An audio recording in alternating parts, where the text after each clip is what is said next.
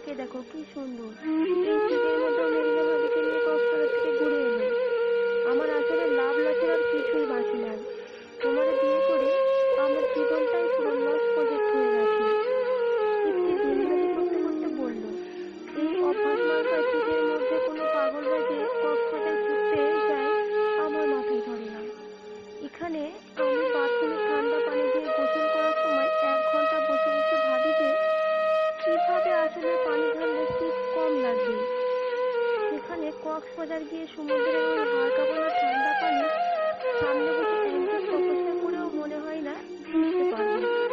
তাহলে কোন দুঃখে এতগুলো টাকা খরচ করে কক্সবাজার যাব? টাকা পয়সার দাম নাই নাকি? আমি কাঁদো কাঁদো ভাব নিয়ে কাঁপতে কাঁপতে কম্বলের ভেতরে গিয়ে ঢুকলাম আর বললাম, তুমি তোমার টাকা পয়সা নিয়েই থাকো, আমাকে সারপ্রাইজ দিতে হবে না। একটি রান্নাঘর থেকে চেঁচিয়ে বলল, তোমার মেরিনা ভাবিকে জিজ্ঞেস করো তো আদনান তাকে জীবনে রান্না করে খাইয়েছে কিনা। অথচ আমি ফিরে থাকলেই তোমার জন্য রান্না করি। এই যে শুক্রবারের পুরো রান্নাটা আমিই তো করি। এগুলো তো ভাইরাল হয় না। আমাদের মতো বীর পুরুষদের রান্না করার ছবিগুলো কোনোদিন নামি দামি পেজে কিংবা নিউজ চ্যানেলে ভাইরাল হবে না। ভাইরাল হবে আমার স্বামী আমাকে সারপ্রাইজ দিল না। হাড় কাঁপানো শীতের মধ্যে কক্সবাজার ঘুরতে নিয়ে গেল না। এসব হাই রে দুনিয়া। আমি মুখ বেরিয়ে ঘুমিয়ে পড়ার ভান ধরে রইলাম। আজ রাতে ইফতিকে খাটে শুতেও নিলাম না আমার সাথে। সোফার উপরে সুন্দর করে বিছানা করে দিয়েছি। ও ঘুমিয়ে যাওয়ার পর এক্সট্রা আরো 2টা কম্বল চাপা দিয়ে বেচারার গায়ে। বেচারা কেন বলছি আমি, পদের হাট যে একটা, এর সাথে রাগ করে থাকলেও সেই আমাকেই টেক কেয়ার করতে হয়। সকাল সকাল সবার ঘুম ভেঙে কফির রানী, আর আমার ঘুম ভাঙলো ভূত দেখার ভয় পাওয়ার মতো অবস্থায়। এমন চিৎকার দিয়ে ঘুম থেকে জেগেছি যে ফ্ল্যাটের পাশের ফ্ল্যাট থেকে আমাদের দরজার উপর গরম গরম কিলঘুষির আওয়াজ করতে শুরু করেছে। সবাই ভেবেছে কি না কি ঘটে গেছে। আমি প্রচন্ড চমকে আছি। 2 মিনিট পর্যন্ত একটির দিকে তাকিয়ে রইলাম। ইচ্ছা করছে ওর মাথায় চুলগুলো টেনে ছিঁড়ে ফেলে। না, তাতেও হবে না। ঠান্ডা পানিতে চুবোতে পারলে আমার ভালো লাগছে এই মুহূর্তে।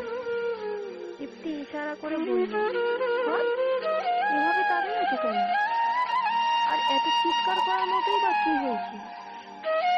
কেন তাকাই আছি তুমি জানো না? একটু আগে কি করছো তোমার মনে নাই? তোমার এই হাত দুটো কি সারা রাত ফ্রিজের ভেতর রেখে দিয়েছিল নাকি? মরা মানুষের শরীরে তো এত ঠান্ডা হয় না। সাপের শরীরে বোধ হয় এর থেকে কম ঠান্ডা। আর সেই হাত দিয়ে তুমি আমার গলা জড়াই দিচ্ছ কোন সাহসে? আবার বলতেছো আমি কেন চিৎকার করলাম? সত্যি বলল, সকাল সকাল উঠে সব থালা বাসন মাজলাম।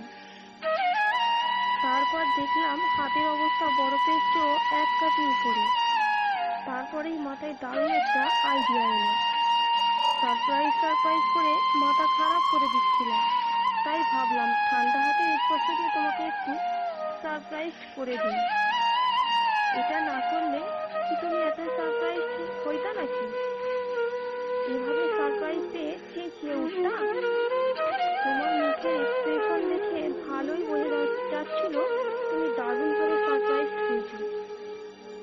এখন আর বলতে পারবে না যে আমি তোমাকে সারপ্রাইজ দিই না। দেখো, সারপ্রাইজ সেটা যেমনই হোক, অবশ্য এটাকে একটা সুন্দর নাম দেওয়া যায়। ঠান্ডা ঠান্ডা ফুল সারপ্রাইজ। মনে যাচ্ছে মেরে আলু ভর্তা বানিয়ে দিতে।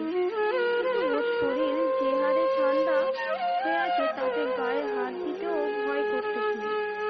আমার সত্যি আর লাভ লাচির কিছু বাকি নাই। এমন বদের হাত দিতে বিয়ে করে আমার পুরো জীবনটাই লস প্রজেক্ট হয়ে গেছে।